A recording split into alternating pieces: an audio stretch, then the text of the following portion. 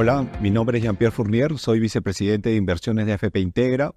Quiero darle la bienvenida a este webinar en el que queremos compartir cuáles han sido los principales sucesos de los mercados financieros en los últimos meses y cuáles son las perspectivas que tenemos en términos de rentabilidad para los activos financieros y para los fondos que administramos en favor de ustedes. El día de hoy nos acompaña Marina Valentini. Ella es vicepresidenta de Estrategia de Mercados Globales para JP Morgan. Marina tiene un bachillerato en NYU y cuenta con una experiencia previa en HSBC, en donde se desempeñó como economista de los equipos de Global Research, Latam Fixed Income Strategy y FX Strategy para mercados desarrollados. Actualmente trabaja en el equipo encargado de presentar las perspectivas económicas y de mercados que tiene el banco a diversos inversionistas de la región, y sus conclusiones contribuyen continuamente con la gestión de diversos portafolios multiactivos, tal como los que manejamos aquí en AFP Integra para ustedes.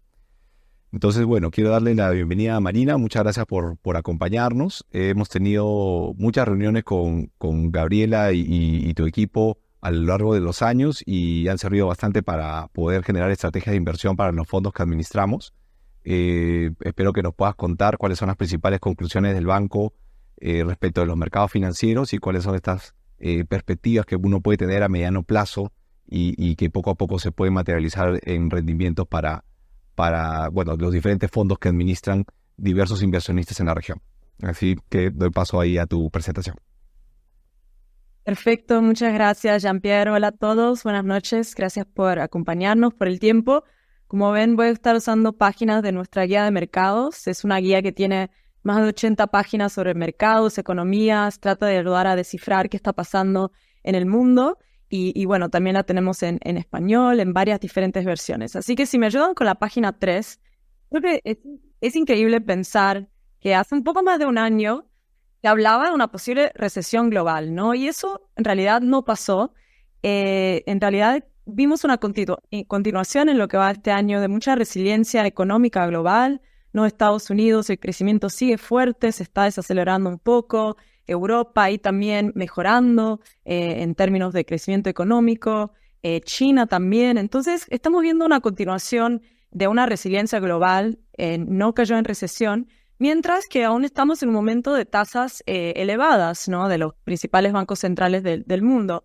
Pero la buena noticia también es que la inflación siguió bajando poco a poco, tal vez en un ritmo un poco más lento de lo esperado, pero sí, eso está permitiendo que los bancos centrales, ya del lado de emergentes, muchos ya habían empezado, pero que muchos bancos desarrollados, como el Banco Central de Europa, que ya empezó en junio, y otros bancos como la Fed y el Banco de Reino Unido, empiezan a cortar tasas ahora en la segunda mitad del año.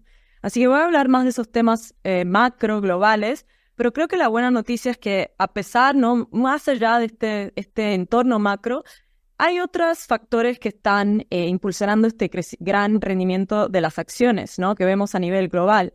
Vemos, por ejemplo, las acciones de Estados Unidos que subieron casi 19% en lo que va del año. Tenemos Europa también arriba 9%, Japón arriba 12%, China también con un repunte arriba 6%. Entonces, por lo general ha sido un año bueno para las acciones. No es solo apoyo del lado macro, es también una mejora en las utilidades de las empresas.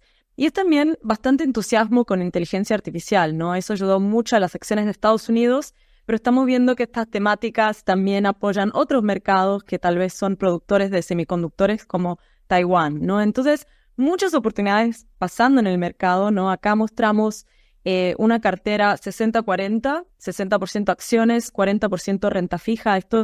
Diría que es una cartera referencia para alguien que invierte fuera. En Estados Unidos, ¿no? Y acá mostramos una larga historia y justo como pueden ver en esta última columna, esta cartera 60-40 ha tenido un rendimiento bueno en lo que va del año, pero es mucho gracias a lo verde, a toda esta historia que conté de las acciones, el S&P arriba con 31 puntos máximos históricos alcanzados tan solo este año. Pero si se fijan la barra gris, que es el mercado de renta fija, ¿no?, ahí representado por el índice Bloomberg US Aggregate, que es un índice de bonos del Tesoro y bonos corporativos de grado de inversión en Estados Unidos, con un rendimiento que casi no se ve, ¿no? Un poco más bajo, de hecho 0.5% de rendimiento del lado de los bonos en lo que va del año, ¿no? Y eso se debe al gran ajusten expectativas de tasas que tuvimos. El mercado empezó el año esperando 7 cortes de tasas de la Fed, ahora ve solo entre 2 o 3. Entonces, todo este ajuste de tasas agregó a cierta volatilidad al mercado de renta fija y estamos viendo el impacto, ¿no? Pero creo que es el mensaje común todo, es que ha sido un año de rendimientos para una cartera diversificada bastante sólidas, ¿no? Pero bueno, eso es lo que pasó. Hoy quiero hablar de lo que se viene, ¿no? Y las preguntas más grandes del momento es, economía de Estados Unidos, ¿será que va a seguir resiliente? ¿Se va a desacelerar un poco? Otras economías, ¿será que hay otras economías que van a empezar a repuntar, como Europa, China?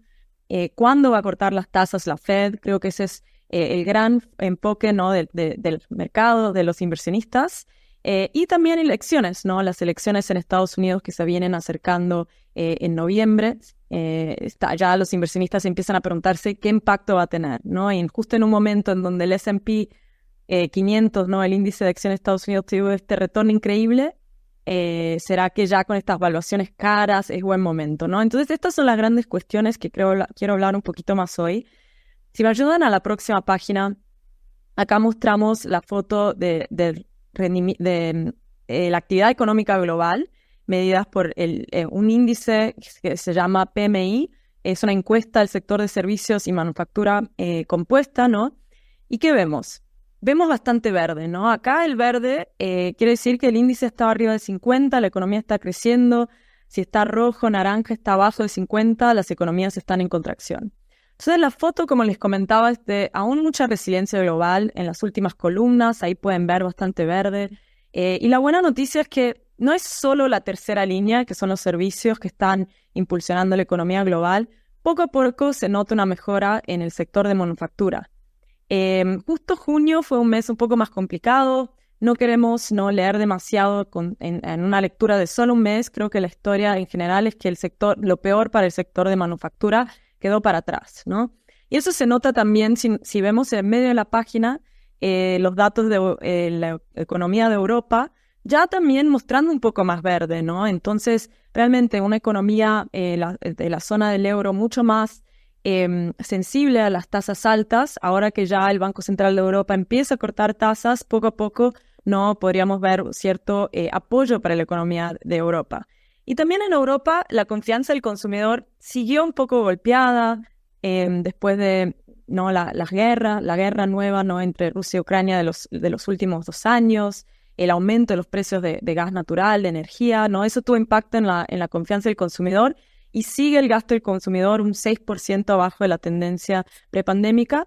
Entonces, en Europa todavía tienen un poco más de espacio para mejorar, ¿no? Europa, que fue una cierta decepción el año pasado, creció 0.5%. Este año se espera que crezca un poquito más, tal vez cerca de 1% el PIB de Europa. Otra economía que fue una decepción el año pasado para los mercados era China. El mercado quería un crecimiento de 6%, acabó siendo un crecimiento del PIB de 5%.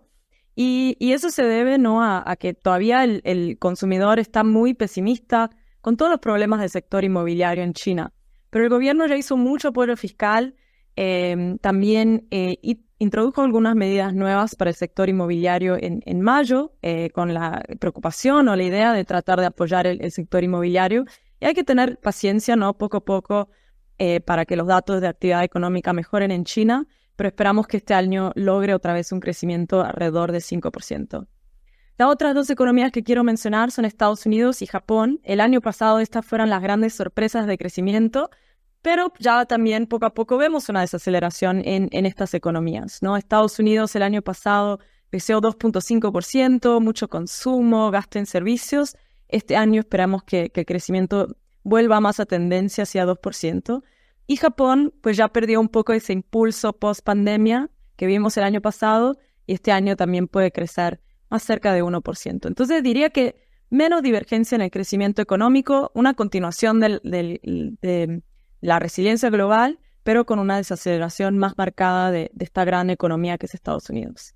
En la próxima página, para hablar un poquito de inflación, como les comentaba, ¿no? Creo que es bueno que logramos bajar inflación, ¿no? Los bancos centrales subieron mucho las tasas y no causaron una recesión global, ¿no? Y acá se nota en este mapa de temperatura de inflación del mundo estos colores mucho más azules, fríos, Ya estamos llegando mucho más cerca de las metas de 2% de los bancos centrales, pero esta última milla es la más difícil. Ya vimos cómo los primeros 3 meses del año la inflación bajó un poco más lento de lo esperado en Estados Unidos, ¿no? Y un poquito más rápido en Europa. Pueden notar ahí en el medio de la página que Europa ya está más cerca de ese 2, ¿no? Creo que lo que tienen en común Europa, Estados Unidos, el Reino Unido, es que todavía la parte de precios de algunos servicios sigue elevada, entonces los bancos centrales quieren mantener la cautela, ¿no? No necesariamente bajar las tasas tan rápidamente. Y otras excepciones acá interesantes son Japón, con esta inflación muy roja. Finalmente hay inflación en Japón, creo que eso es algo que festejan los mercados, ¿no? Pueden notar esa línea azul muy larga, ¿no? El regreso de inflación quiere decir que los salarios de los consumidores pueden aumentar, el consumidor puede de cierta forma gastar un poco más, la economía funciona de manera más normal, entonces algo bienvenido para Japón. Y China también, otra excepción notable con esa inflación bastante azul, ayudando a tal vez mantener las presiones desinflacionarias, exportándolas al resto del mundo y no generando acá mayores presiones inflacionarias. Entonces diría que la historia de inflación, poco a poco llegando a las metas, pero falta un poco más. Eso es más una historia que va a seguir en 2025. En la próxima página, no para cerrar acá en la parte macroeconómica, de los bancos centrales principales del mundo, si se fijan acá del lado derecho, mostramos la Fed, el banco en gris, el Banco Central de Estados Unidos, el Banco Central de Europa en azul, Banco Central de Inglaterra en verde y el Banco Central de Japón. Y como pueden notar, ¿no? Con excepción del Banco Central de Japón, estos 3 bancos principales del mundo están preparándose o ya empezaron a cortar tasas, ¿no? En el caso de Europa, como ellos habían bajado la inflación más rápido, ya empezaron en junio. El mercado se está preparando para un primer corte de la Fed en septiembre y un potencial primer corte del Banco de Inglaterra, tal vez un poco antes en agosto. ¿Pero qué tienen en común estos 3 bancos centrales? Aunque estamos del otro lado, cerca de este otro lado de la montaña, bajada de tasas, eso es positivo para los mercados, tanto de acciones como de renta fija normalmente. En estos 3 casos, la idea es que la tasa no baje a 0 rápido, ni a 1 ni a 2, ¿no? Son economías fuertes todavía que no necesitan cortes de tasas tan agresivos. Por eso este entorno de tasas altas puede durar por algunos años más hasta que no veamos mayores recesiones, ¿no? ¿Y qué implicaciones tienen eso en las carteras? Pues de un lado, creo que la gestión activa, ¿no? Cada vez es más importante tener esa preferencia por empresas o acciones que son de alta calidad, que pueden resistir este entorno de tasas más altas. Por último, acá, Banco Central de Japón, creo que es interesante ver cómo salió de tasas negativas. La línea azul, finalmente las tenía desde 2016, ahora ya subió la tasa por primera vez en marzo porque la inflación volvió a subir, esto lo permitió. Pero como pueden notar, la trayectoria del Banco Central de Japón también de alza de tasas es muy gradual, muy suave, poco a poco esperando una normalización aquí del Banco Central de Japón, que al final de cuentas va a ser algo positivo para los bancos japoneses, finalmente pueden cobrar interés sobre sus préstamos para la economía como un todo. Ahí hablé de la foto global. Quiero solo terminar esta parte macro haciendo un comentario más sobre Estados Unidos, que es el tema del momento, ¿no? Para la economía de Estados Unidos, en la siguiente página, como mencioné, la economía de Estados Unidos creció bastante fuerte, 2023 2.5%, este año esperamos una desaceleración hacia un crecimiento normal del 2%, porque el consumo representa 80% de la economía de Estados Unidos y ahí ya poco a poco los consumidores empezaron a gastar sus ahorros. Pero si vamos a la parte a la página 11, que es de la Fed, de la Reserva Federal, que creo que es un tema que interesa a muchos inversionistas en este momento. Con esta caída en inflación gradual que vimos en Estados Unidos, ahora la inflación ya se ubica en 3% del lado de la medida de CPI, pero está aún más cerca, ¿no? Si pensamos en el PCE, ¿no? En 2.6. Todavía faltan 2 contribuyentes a la inflación que bajen y normalicen. Eso sería vivienda, los alquileres que siguen alto y los seguros de auto también. Pero poco a poco estos efectos creemos que van a disminuir y junto con una menor demanda, un menor consumo y también un menor crecimiento salarial, la inflación podría llegar más cerca de 2% hacia finales de 2025. Pero la inflación no tiene que estar clavada en 2 para que la Fed empiece a cortar tasas, ¿no? De hecho, la Fed poco a poco nos ha dicho, queremos ver más datos de inflación que salgan en línea con lo esperado y nos prepararíamos para cortes de tasas futuros, ¿no? Entonces acá pueden ver la trayectoria de la tasa de política monetaria de Estados Unidos. El mercado ahora ya está esperando 70 puntos bases de corte este año, empezando en septiembre. La probabilidad de un corte de tasas en septiembre ha aumentado después de la última lectura de inflación. Entonces, nosotros estamos, como JP Morgan Asset Management, esperando 2 cortes de tasas este año, septiembre y diciembre, y que siga la Fed cortando tasas 4 veces el año que viene, por 25 puntos base. Saltando a la próxima página, por favor, en la página 13. ¿Qué quiere decir esto para las carteras? Pues es muy importante no acordarnos que cortes de tasas normalmente es positivo, tanto para las acciones como para el mercado de renta fija, pero normalmente el mercado se va adelantando, ¿no?, a estas noticias antes, ¿no? Me parece interesante mostrar esta gráfica que muestra el retorno del lado izquierdo de las acciones y del lado derecho de los bonos de 10 años, después de los meses después de la última alza de tasas, ¿no? Entonces podemos ver los últimos ciclos.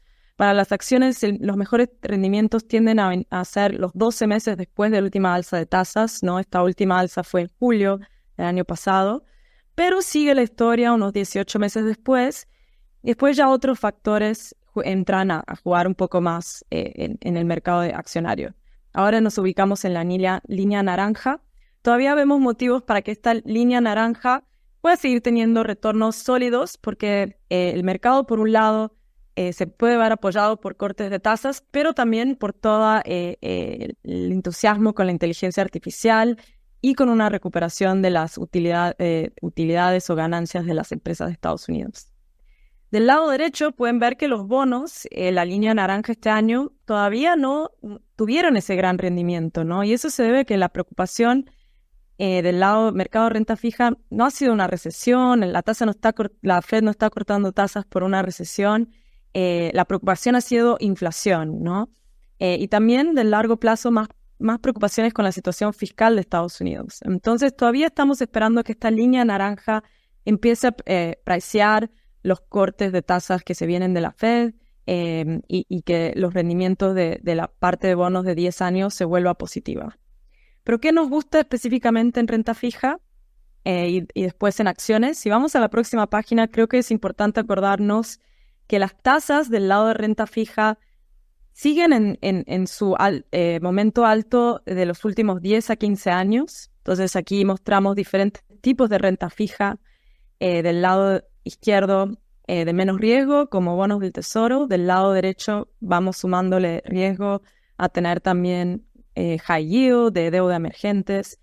El diamante azul es donde estamos, ¿no? Y en la mayoría de los casos estas tasas, ¿no?, estos yields, en todos los casos, están arriba del promedio de 10 años. Entonces, nos gusta la renta fija porque nos da renta finalmente otra vez. Este cupón está interesante, principalmente si miramos la parte de crédito corporativo, ¿no? Renta fija de grado especulativo, high yield de Estados Unidos con un carry de 8%. Y nos gusta también para un tema de protección ante una posible recesión, aunque la probabilidad es baja, es de 20% y cada año que no hay recesión puede aumentar, ¿no? Entonces, renta fija por esta cuestión de cupón, yield interesante y protección ante recesión. Si saltamos una página, a la página 16, un tema muy importante el momento para renta fija y que tiene que ver con las elecciones también es el tema fiscal en Estados Unidos. Es un momento en donde la deuda de Estados Unidos ha estado aumentando muchísimo. Lo mostramos del lado derecho abajo, deuda como porcentaje del PIB en 40% en 2004, ahora ya en 100% del PIB, con la expectativa de que siga empeorando, ¿no? Y acá el mercado de renta fija, ¿no?, en la parte más larga de la curva, con más alta duración, empieza a especificar este tema, ¿no?, de un mayor déficit en Estados Unidos, lo cual implica mayor emisión de bonos del tesoro, que puede dar un piso a cuánto puede caer las tasas. Entonces, ¿en qué parte de la curva nos gusta? pues aprovechar el corte de tasas en la parte más intermedia, pero sin exponernos tanto a los riesgos de largo plazo. Entonces diría que una duración neutra. Y acá las elecciones juegan un papel.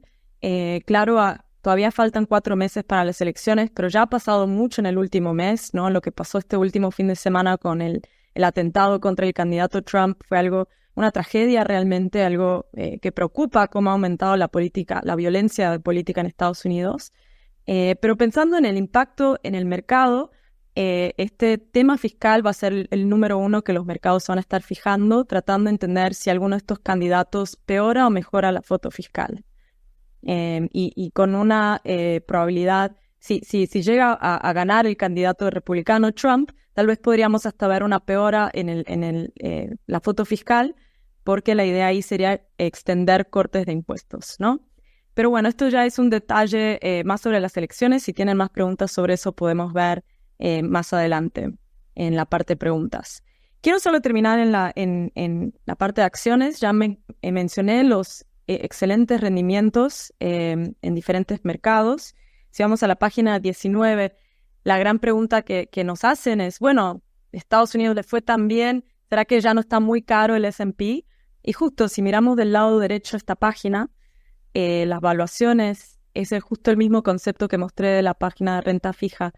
Está más caro el diamante azul claro, la primera columna es la región de Estados Unidos de acciones, está más caro que su promedio de 25 años. Por eso justo si nos fijamos Japón, Europa, por cambios estructurales interesantes que están pasando ahí, que ya comenté, ¿no? Fin de tasas negativas, mejora en momentum económico de Europa, junto con fin de austeridad fiscal en Europa y por el lado de Japón, mejoras en gobernanzas corporativas, nos parece un buen momento para diversificarnos hacia estos otros mercados desarrollados. Pero Estados Unidos es fácil decir que es caro. La última página aquí que quiero mostrar es la 21. Es fácil decir que es caro, pero la verdad es que hay mucho más pasando abajo de la superficie. Las empresas, las 7 más grandes empresas del índice, las famosas Magníficas 7, las que tienen que ver con tecnología, tenemos Apple, Amazon, Google, Nvidia, Meta. Estas subieron mucho en los últimos 2 años. Pueden ver del lado derecho los rendimientos. Y estas son las que llevaron a las valuaciones del S&P a nivel índice a estar más caras. Representan un 33% del índice. Pero las demás acciones están con unas valuaciones un poco más cerca del promedio.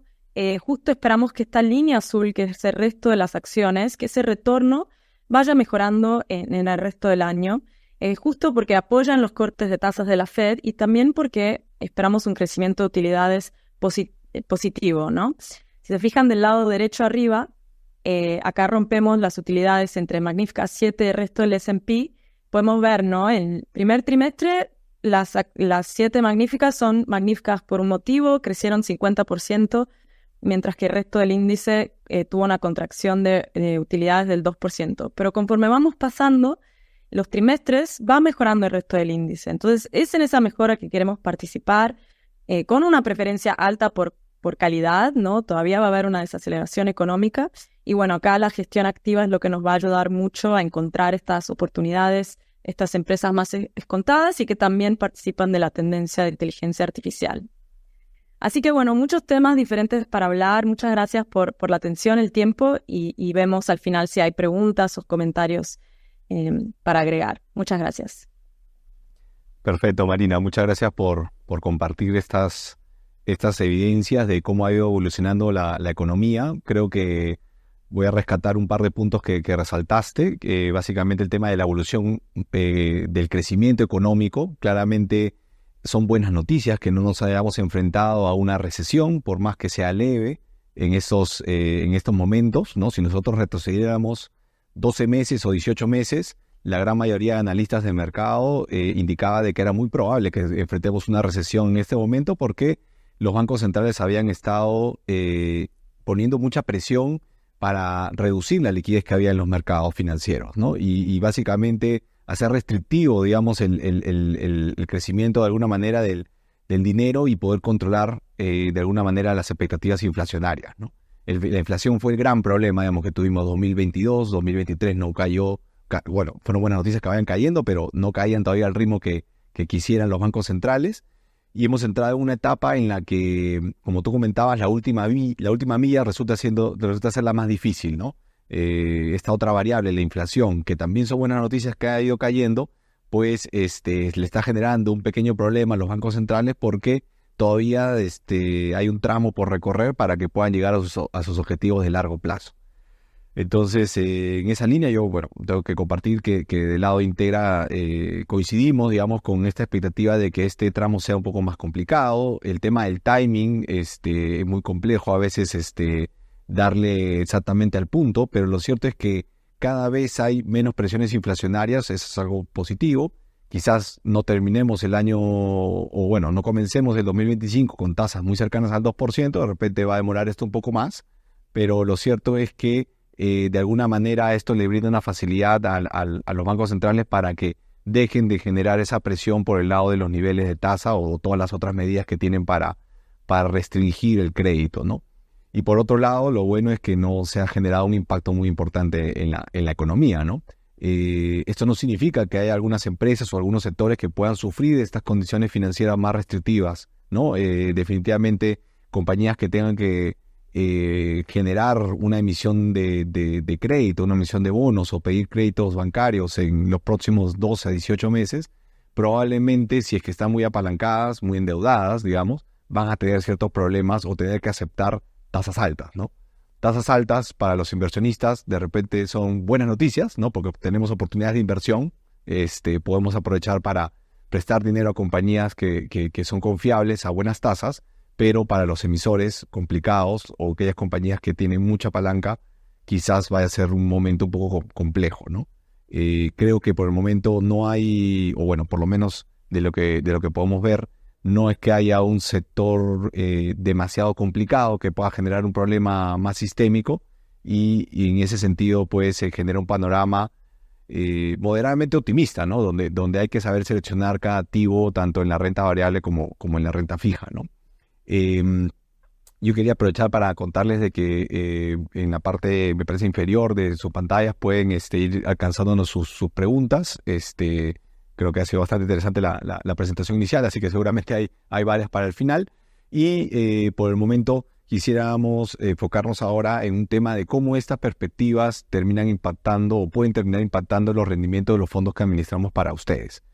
Entonces, voy a empezar, digamos, con lo más coyuntural, con lo que hemos visto, con lo que hemos recibido de preguntas de parte de ustedes respecto de los temas locales, ¿no?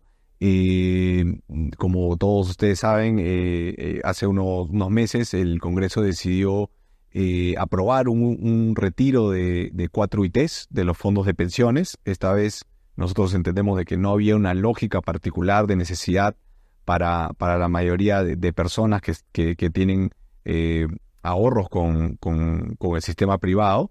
Sin embargo, el Congreso terminó aprobando esta medida y hay muchas personas que por diferentes motivos han decidido tomar la alternativa, ¿no? Esto de acá generó muchas preguntas respecto de cuánto podía impactar esto en el rendimiento de los fondos. Y lo que tengo que compartirles es que esto ha tenido un efecto en los rendimientos de los fondos, pero como habitualmente pasa cuando hay un efecto técnico de flujo o de necesidad de venta en un periodo muy corto de tiempo, normalmente este efecto en los precios de los activos es temporal, ¿no? Y lo que nosotros tenemos que tratar de enfocarnos es en cuál es el valor de los activos que quedan en la cartera que administramos para ustedes, ¿no? Como ustedes pueden observar en esta lámina, hay una barra ploma que te indica las siguientes 2 a 3 semanas que vimos luego del anuncio de los retiros, ¿no? Todos los fondos tuvieron un rendimiento, una caída en el rendimiento, pero esa caída ha sido temporal. ¿Por qué se dio esta caída? Básicamente porque a raíz de la noticia, lo que se entiende que tienen que hacer los gestores de los fondos de pensiones, las AFPs, es tratar de generar caja para poder atender estas solicitudes de retiro.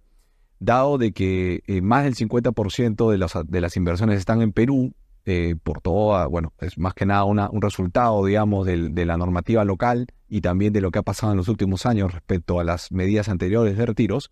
Entonces se entendía de que era necesario de que los fondos de pensiones generen algunas ventas de activos locales. ¿no? Y si somos como gestores partícipes importantes para el mercado local, pues esto puede generar como una especie de cuello de botella, ¿no? O sea, que todos necesitan vender en un periodo corto de tiempo, ¿no?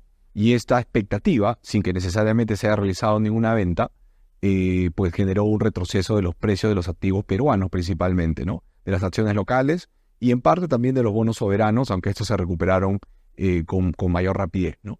Una vez que pasa este periodo de corrección técnica, le podemos llamar, uno empieza a observar tanto a los gestores, tanto a nosotros, como a otros inversionistas interesados en los niveles de precio de los activos. Es decir, algunas acciones que creemos que van a tener muy buen rendimiento de aquí en adelante, sobre todo por la exposición a cobre que tienen y las perspectivas que se tiene del uso de este metal hacia adelante, pues de estar cotizando a unos niveles de múltiplos relativamente moderados o un poco altos, tuvieron correcciones importantes de entre 10 a 25, 30%, y muchos inversionistas estuvimos interesados en comprar, ¿no? Y no solamente inversionistas institucionales, sino también inversionistas retail, ¿no? Que empezaron a comprar estas acciones y generaron este rebote, ¿no? En el caso del fondo 1, un rebote desde el punto más bajo de 4.4%, en el fondo 2 de casi 6%, y en el fondo 3 vamos todavía en camino con un 3.6% de recuperación.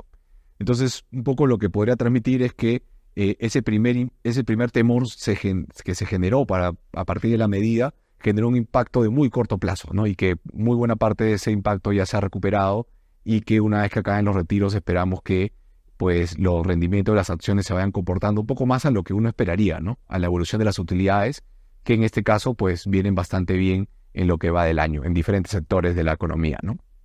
Y para un poco hacer el símil y explicarles un poco más de por qué se comportan así los fondos, creo que tenemos que recordar que finalmente el rendimiento de los fondos es el promedio ponderado de todos los activos que lo componen, ¿no? Entonces, una parte de esos activos que están dentro de los fondos son la renta variable local y los bonos soberanos. Si nosotros observamos en la tercera y cuarta línea ahí y vemos la barra ploma, vemos que del 25 de marzo al 16 de abril, que es donde se vio mayormente el efecto de esta noticia de retiros, estos activos tienen un rendimiento más negativo que el rendimiento de las acciones emergentes, por ejemplo, o de las acciones norteamericanas.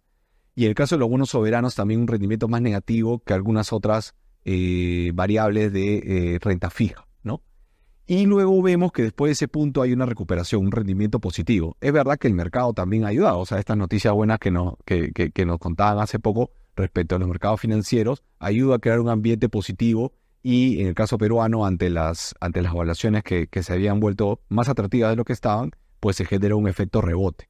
A tal punto que, por ejemplo, la Bolsa de Valores de Lima, el índice general está rindiendo casi igual que Estados Unidos, lo cual es bastante decir, digamos, para las condiciones de nuestros mercados, ¿no? Sin embargo, sí quería hacer hincapié a algo porque tiene que ver con qué esperamos hacia adelante también.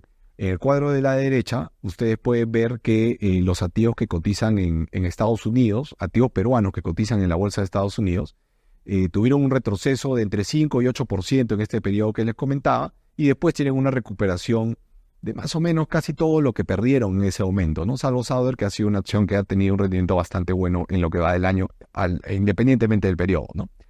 Pero cuando vamos a la Bolsa de Valores de Lima y vemos las barras azul oscura, vemos de que la caída en algunos activos fue bastante significativa, ¿no? Vemos una C, Banco Continental, que tienen caídas de más de 20%, y esto es un tema técnico, es un tema de necesidad de generar caja o expectativa de que eventualmente se tengan que vender estas acciones, pero lo fundamental de estas acciones no cambian, o sea, las utilidades que generan, el cuerpo del management que le llaman, o sea, los gerentes, los planes de negocio y los desarrollos de proyectos que están teniendo son los mismos que antes de la noticia, y por lo tanto esta caída viene más por un temor que por un hecho real de que haya una afectación a estos activos.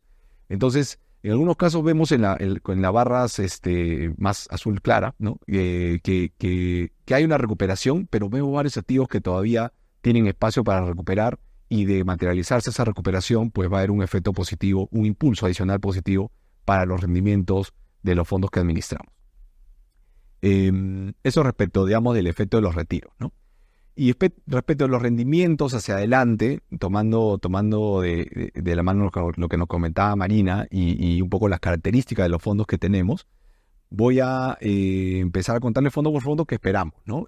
Voy a empezar con el fondo 3 porque antes del webinar hubo varias preguntas relacionadas a este fondo. Este es un fondo que tiene un componente bastante importante de activos de riesgo. Hablamos de un componente de casi 50% de renta variable local, de 21% más o menos de acciones internacionales y 17% de inversiones en activos alternativos. ¿Qué son estos activos alternativos? Básicamente son inversiones que no se hacen en las bolsas públicas, o sea, de acciones o de bonos, sino que se hacen fuera de esas bolsas, ¿no? En los mercados privados.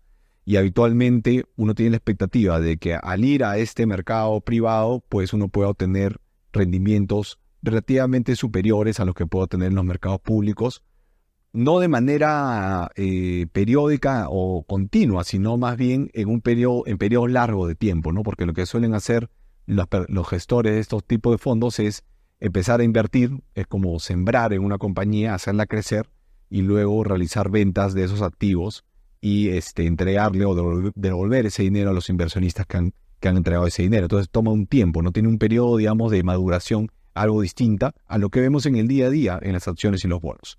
Nuestras expectativas, van parecido a lo que nos estaban comentando hace un momento, ¿no? En el caso de las acciones locales, bueno, esto lo comenté hace poco, que sí tenemos una expectativa positiva por nuestro lado, porque hay varios activos que se han vuelto un poco más baratos a partir de este tema de los retiros, y las perspectivas para Perú, gracias a estos vientos de afuera, son positivas. Entonces creo que va a haber un impulso bastante importante para tener cierta estabilidad económica fuera del tema político, que como siempre pues tenemos que estar en el mes a mes pues verificando, pero la parte macro, la parte externa está muy bien. Hay una posición más neutral a positivo de las acciones internacionales. Coincidimos con que hay que ser selectivos, hay que ver qué mercados tienen una tendencia positiva de crecimiento de utilidades y que justifiquen de alguna manera los precios que han subido claramente, que están un poco más caros que lo que estaban hace un año en términos, digamos, de valorizaciones, pero creemos que el retorno puede ser positivo. Quizás la conclusión más neutral es porque de todas maneras las valoraciones son altas, entonces hay que ser más selectivo, más que tratar de abordar todos los mercados de riesgo. Y en el caso de los activos alternativos internacionales tenemos también una visión positiva porque creemos que hay oportunidades en este momento como para tomar posiciones que de largo plazo generen retornos atractivos para los fondos que administramos. Ahora, voy a hablar del primer punto, ¿no? Las acciones locales. Les comenté que en Perú había habido una corrección por el tema de los retiros principalmente, pero esto se tiene que asociar a una expectativa de rendimiento, ¿no? En la quinta columna, si no me equivoco, que es la que muestra los verdes, muestra el potencial upside que le llaman, que es el potencial de rendimiento que podría tener la acción en los próximos 12 a 18 meses, o sea, esto es una expectativa de mediano plazo. Este potencial de apreciación no es una proyección de AFP Integra, es una proyección de las casas de bolsa que cubren estas compañías, que las analizan y que muestran sus proyecciones, sus expectativas de crecimiento de utilidades y por lo tanto sus proyecciones de aumento de precios. Y vemos de que esos retornos son bastante amplios, ¿no? O sea, vemos muchas acciones en que los analistas, algunos locales, pero varios internacionales también, indican de que puede haber un potencial bastante importante de rendimiento, de más del 50% en algunos casos.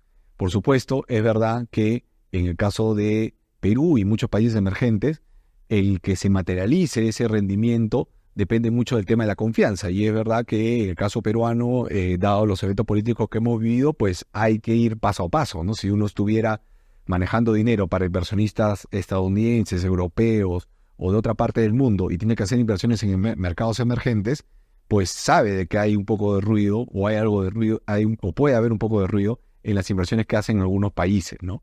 Sin embargo, como digo, la tendencia macroeconómica global pues favorece y creo que muy buena parte de estos rendimientos deberían empezar a materializarse en los próximos trimestres, ¿no?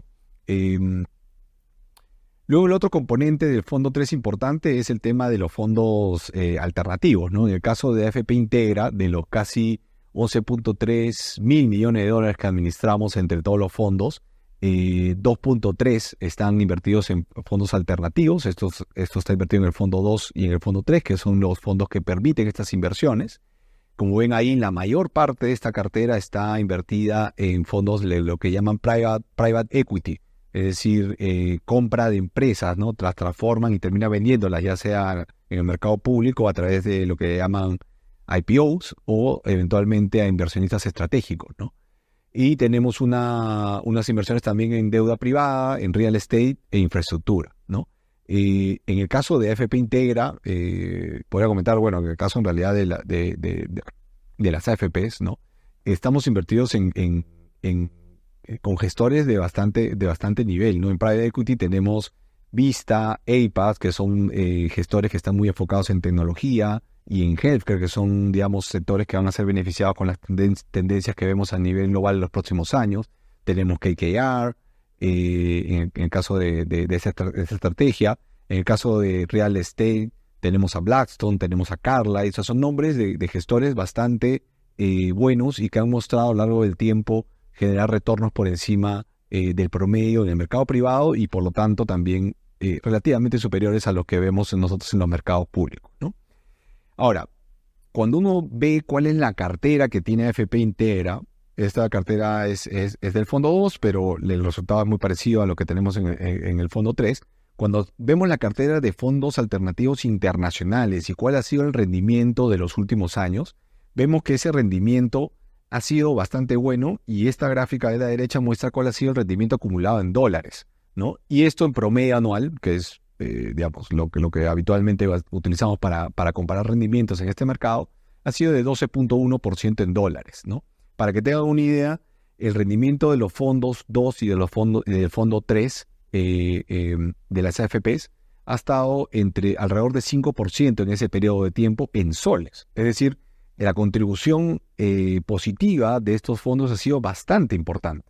Por supuesto, ha sido más importante entre los años 2020 y 2021, donde se ve que hay una subida bastante importante de los fondos alternativos.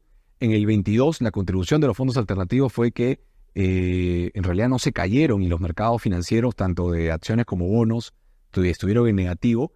Y en el 23 hubo un periodo más de corrección, ¿no? Los mercados públicos, acciones y bonos tuvieron un rendimiento positivo y los alternativos no tuvieron un rendimiento tan atractivo, ¿no? Pero como digo, o sea, para construir pensiones y para hacer inversiones de largo plazo, nosotros tenemos que pensar en el acumulado cuánto podemos hacer o cuánto podemos contribuir con las decisiones de inversión que hacemos. Y definitivamente esta cartera y el rendimiento analizado que mostramos acá, pues ratifica de que la contribución ha sido bastante positiva.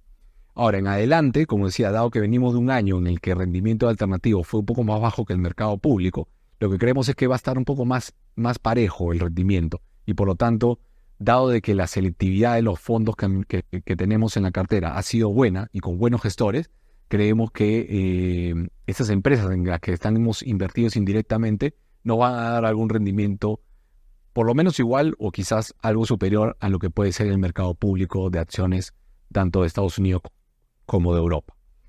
Entonces, si empezamos a unir los datos que les comentaba, ¿no? ¿Qué esperamos de las acciones locales? ¿Qué esperamos de las acciones internacionales? ¿Y qué pensamos de los alternativos? Entonces las perspectivas son relativamente positivas, ¿no? Es verdad que en lo que va del año el rendimiento del fondo 3 apenas supera el 2%, pero como digo, o sea, con varios activos que tienen bastante valor y que pueden ir generando retornos positivos para el fondo 3. Pero también es importante en esta gráfica, y lo que quería mostrarles era básicamente que es fundamental de que ustedes como clientes, los que estén en el fondo 3 en particular, o los que estén pensando eventualmente pasarse a ese fondo que es más agresivo, tengan en cuenta de que el comportamiento del fondo 3 es el de un fondo que necesita tiempo para madurar las inversiones, ¿no? Cuando ponemos las líneas amarillas ahí, vemos periodos en los que el rendimiento parece no haber sido muy bueno, definitivamente casi marginalmente positivos, ¿no? Pero después de esos periodos de maduración, explota el rendimiento, explotan estos rendimientos de los activos que tenemos y se generan resultados muy positivos, ¿no? Entre 2015 y el 2017, por ejemplo, vemos un salto muy importante en los rendimientos. De hecho, después del 2018 también un repunte muy importante, y esto incluye efecto COVID, ¿no? Y luego hemos visto que hemos entrado en un periodo de maduración y uno esperaría de que volvamos a ver un repunte en la medida en que estos componentes que estaba comentando pues empiecen a ser delivery, como le dicen, empiecen a mostrar esos rendimientos positivos, y los rendimientos del fondo 3, pues finalmente también van a verse bastante impactados de manera positiva, ¿no? Entonces, fuente de rendimiento, como decía, materialización de eventos corporativos en renta variable, hay recompra de acciones, este tema, digamos, es importante porque los mismos controladores de las empresas muestran de que sus acciones están baratas. Entonces creo que esto va a ser lo que llaman un gatillador para que haya rendimientos positivos en adelante. Las acciones internacionales, hay una perspectiva de neutral a positivo, pero digamos con selectividad, y también hablamos de un punto de partida más favorable para los activos alternativos. Como decía, que el año pasado habían estado un poco retrasados, básicamente porque también el año antepasado, el 22, habían resistido bastante a lo mal que le había ido al mercado de acciones y bonos en la parte pública, ¿no? Regresando un poco al otro extremo, yéndonos al fondo que es un poco más conservador, ¿no? El fondo 1, que es un fondo que está 91% invertidos en renta fija. Quiero mostrarles que el rendimiento acá es un poco menos volátil, ¿no? O sea, vamos viendo una curva, digamos, que va acumulando rendimientos más estable. No hay un evento de COVID, pero que ya se recuperó. Como ven, vamos 35% arriba de ese punto. Y hemos tenido un periodo de inflación alta y de aumento de tasas que generan efectos negativos en los precios de los bonos. Entonces, dado de que este fondo es muy de renta fija, yo creo que no debemos olvidar dos cosas, ¿no? Los componentes de rendimiento. Uno de los componentes lo comentaba Marina, o sea, tasas altas implica que hay oportunidades de invertir en bonos que te van a dar cupones altos, ¿no? Entonces, los intereses, el nivel de intereses que están pagando los emisores de bonos de gobierno y corporativos que tenemos en la cartera es muy atractivo. O sea, anualmente, si es que las tasas no se movieran, este fondo podría rendir alrededor de 7% anual, ¿no? Entonces, eso es una base bastante importante, y creo que es muy bueno tratar de aprovechar esas inversiones. Por otro lado, tenemos la apreciación o depreciación del valor de los bonos. Si vamos a entrar en un periodo en que las tasas van a ir a la baja, más allá de la magnitud, lo más probable es que esto beneficie el valor de los bonos que tenemos en las carteras, y por lo tanto podríamos tener un rendimiento adicional. Yo solamente quiero comentarles de que, a pesar de que en el año vamos 1.3% de rendimiento, pues tenemos que tener, digamos, un poco de perspectiva de cómo funciona el fondo. Al final del día, como decía, el rendimiento se muestra como un resultado de las inversiones que tenemos en el fondo. Entonces, con las tasas que hasta hace poco habían estado arriba de lo que empezaron el año, bueno, empezamos el año en 3.80, ¿no? En el 10-year, ¿no? En el bono de sol americano de 10 años. Hoy estamos, si bien es cierto, los bonos han estado cayendo, todavía estamos por encima de 4. El rendimiento ha sido en neto un poco negativo, pero los cupones han dado el componente positivo. El año pasado, por ejemplo, a octubre del 2023, el rendimiento del fondo 1 apenas había sido 6%. Y el fondo 1 terminó rindiendo en el año 2023 cerca de 15%. Es decir, en solo 3 meses, un rendimiento extraordinario, porque la caída de tasas fue bastante abrupta. Entonces, quizás la reducción en las tasas no va a ser tan grande como vimos en ese trimestre, pero es probable que la tendencia vaya hacia ese lado, y en los próximos trimestres veamos una contribución positiva del componente precio, digamos, de los bonos, ¿no? Entonces, eso también creo que es algo que genera cierto optimismo, ¿no? Y nuestro fondo 2, que es un mix, ¿no? Que trata de simular el 60-40 que nos comentaba Marina, ¿no? De estos fondos que tienen acciones 60%, 40% de renta fija. En este caso, el fondo 2 tiene 46% de renta fija. La conclusión de ese activo es la misma que comentaba para el fondo 1, o sea, una perspectiva positiva. Hay activos alternativos internacionales que pesan 23%, con estos gestores que comentaba que son bastante buenos. Y tenemos el tema de las acciones locales, que ahora están pesando 21%, y creo que es un componente, si bien es un componente relativamente alto para lo que quisiéramos tener en las carteras, lo cierto es que al ser este fondo un fondo muy estratégico, porque es el fondo más grande que administramos, creemos de que estos rendimientos estos activos tenemos que mantenerlos porque tienen un rendimiento multianual bastante positivo. Entonces creemos que está bien mantener esa proporción por el momento de acciones locales, ¿no? Entonces, en general, las perspectivas son moderadamente positivas, yo diría, para el mundo de las acciones. Creo que algo más optimista para el caso de la renta fija. Va a haber volatilidad, por supuesto. Creo que el componente elecciones puede jugar su papel en los próximos meses. Entonces, digamos, hay que esperar algo de volatilidad en los mercados. No es que los rendimientos van en línea recta hacia arriba. Probablemente vamos a tener que tener cuidado un poco con la exposición a monedas emergentes, ¿no? O sea, habitualmente en estos periodos, pues, muchos inversionistas se refugian en el dólar. Por más que el dólar está caro respecto de las monedas emergentes, pues puede ser un periodo un poco turbulento, pero finalmente, más allá de quién gane, después vamos a tener que volver con lo que empezamos en esta presentación, a la parte fundamental. Cómo está la economía, cómo está evolucionando el crecimiento, cómo está evolucionando la inflación y volver a revisar cuáles son los riesgos, ¿no? El riesgo, uno lo comentaron al comienzo, es el tema de la deuda en Estados Unidos. Déficit fiscal ha sido muy alto muchos años, entonces hay que ver cómo se maneja ese tema de aquí en adelante. Y también algunos otros temas más tendenciales, como el tema del tema geopolítico, ¿no? O sea, hemos entrado en un mundo que está un poco diferente a como estaba antes del COVID, ¿no? Hay un poco más de enfrentamiento, hay cambios en la cadena de producción de algunas industrias, entonces eso genera pues unos cambios que hay que tener en cuenta al momento de evaluar inversiones de largo plazo, y seguramente en algún momento lo vamos a poder abordar con ustedes también. Así que, sin más, pasamos creo a las preguntas. Quiero empezar con una pregunta que es para Marina. Acá comentan, bueno, justo lo estaba comentando, pero bueno, danos tus perspectivas también. Me preguntan, las elecciones de Estados Unidos generalmente generan fluctuaciones. ¿Qué podemos esperar este año?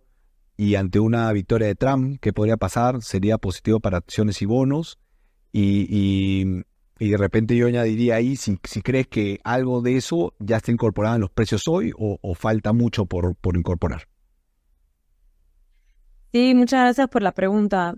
Creo que es importante resaltar que históricamente en los 2 meses antes de la elección de Estados Unidos sí tiende a aumentar la volatilidad en el mercado accionario, ¿no? Y en esta elección en particular, ya que hay más preocupaciones fiscales, ¿no? Que comenté al principio mi presentación, ¿no? La perspectiva que la deuda de Estados Unidos ya está alta en 100% del PIB, podría peorar los siguientes años y ninguno de los candidatos al momento presenta una solución para este tema fiscal. Entonces, porque esta preocupación está sobre la mesa, también podríamos ver volatilidad en el mercado de renta fija antes de las elecciones. Pero justo como decías, después el mercado rápidamente no le gusta la incertidumbre.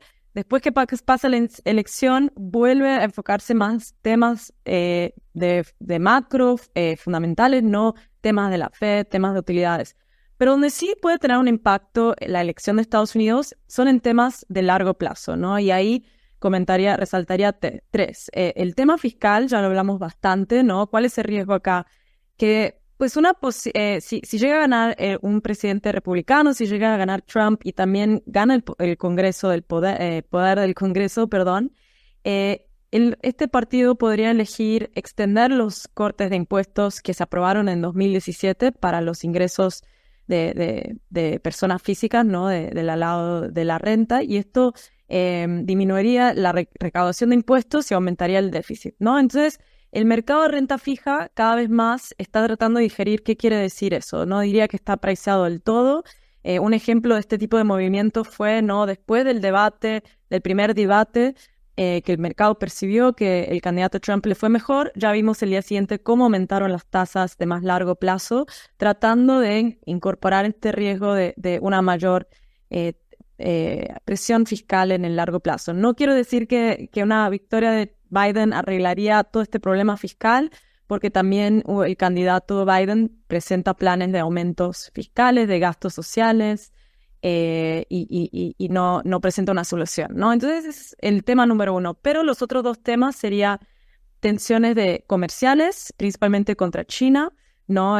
Todo empezó con Trump en 2018 con los aranceles, 2019, en bienes de China que valen 370 mil millones de dólares, pero Biden siguió con esta postura, ¿no? Y hasta vimos los últimos meses cómo Biden aumentó los aranceles contra algunos bienes de China que tienen que ver con el sector de autos eléctricos, más con el tema de minerales críticos para la tecnología. Entonces, esta tendencia de proteccionismo contra China es algo que los dos partidos tienen en común.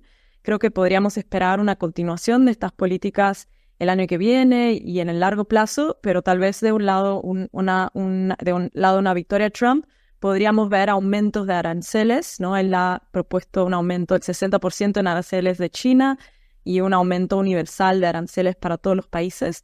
Y claro, creo que esto agrega, ¿no?, a la preocupación que esto podría ser un efecto inflacionario y también mantener un dólar fuerte, ¿no?, si esto llega a materializarse. Pero por el otro lado, hay el lado bueno de la moneda, es que hay muchos países que se están beneficiando de nearshoring, friendshoring, ¿no? Destacaría India, Vietnam, México. Entonces, formas de jugar esta tendencia del lado de acciones. Y por último, otro tema es inmigración. No voy a entrar tanto detalle de eso, pero sí va a ser un tema importante. La inmigración ha aumentado mucho en Estados Unidos. Hay una crisis en la frontera.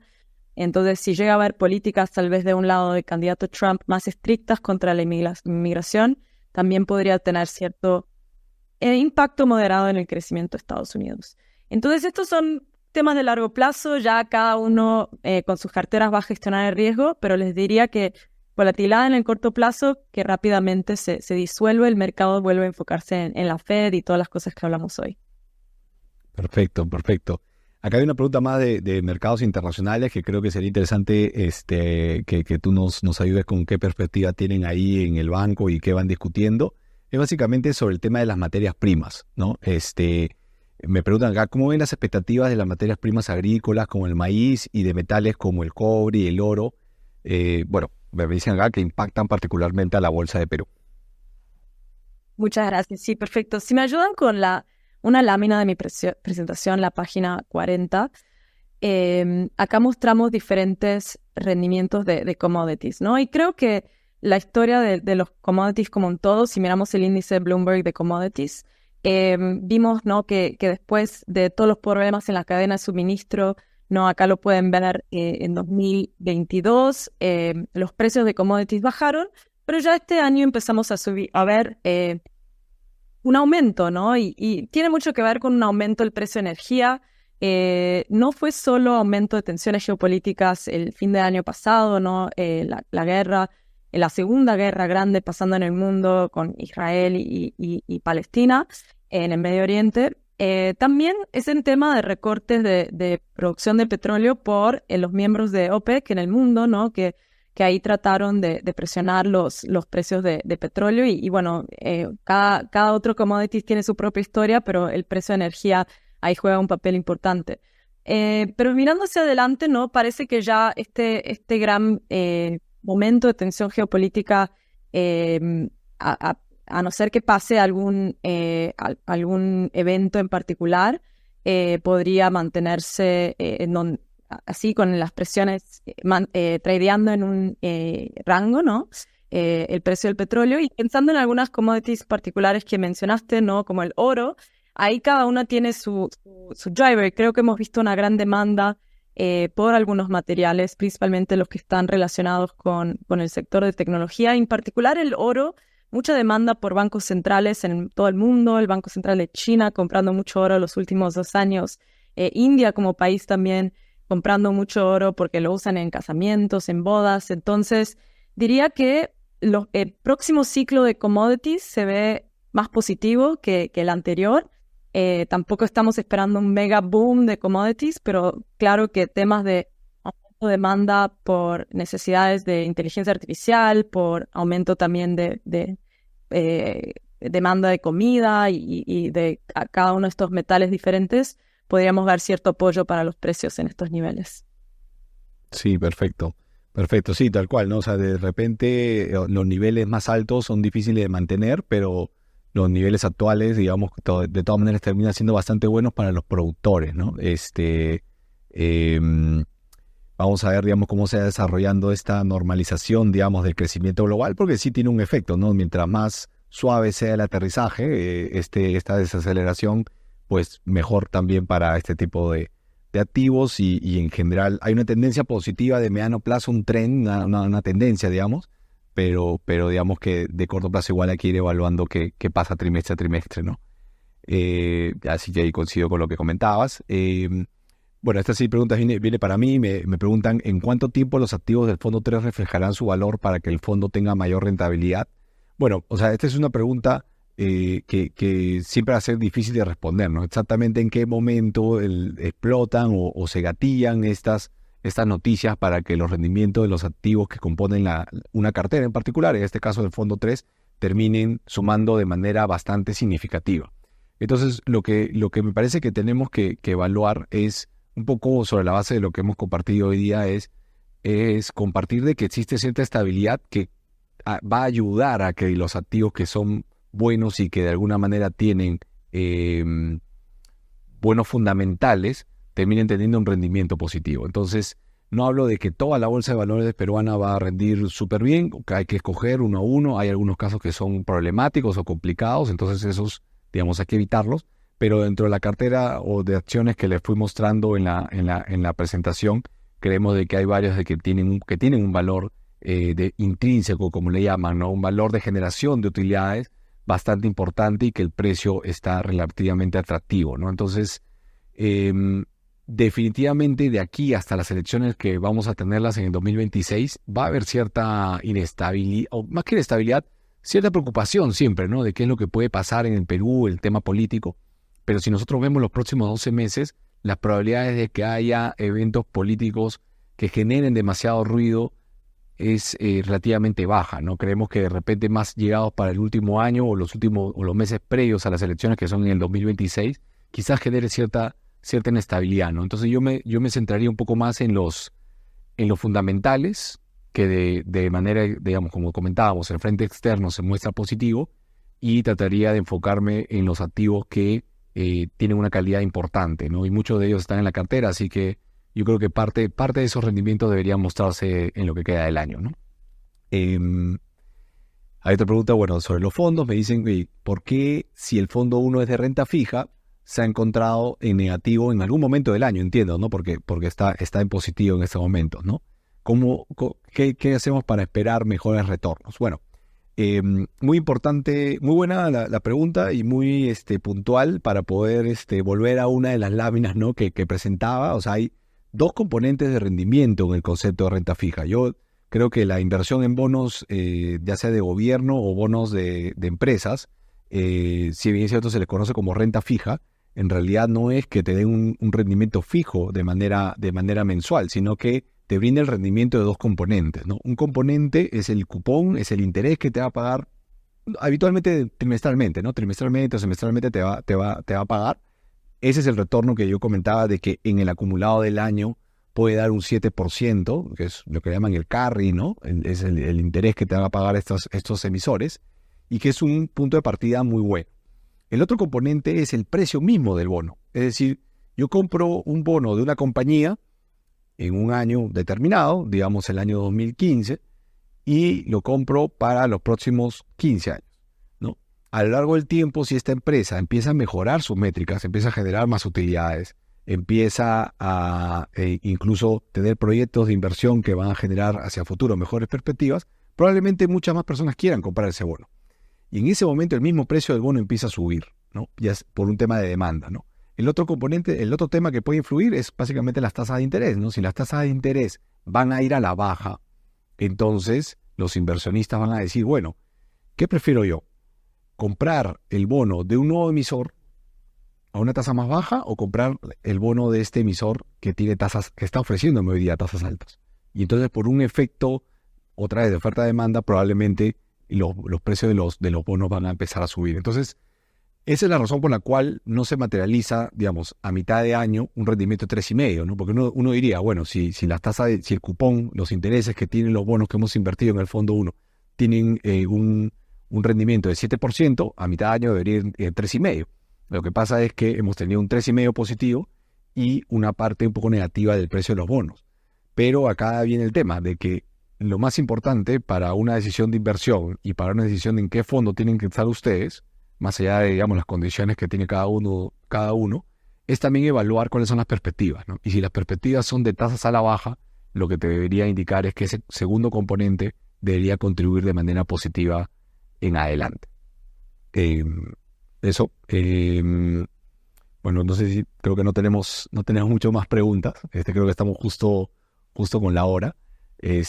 Bueno, quiero agradecer a Marina, muchas gracias por estar con nosotros, por compartir cuáles son las principales conclusiones de tu equipo. Creo que es muy valioso para nuestros clientes encontrar una dualidad, digamos, de qué piensa, digamos, un especialista en macro y que conversa con tanta gente de manera diaria.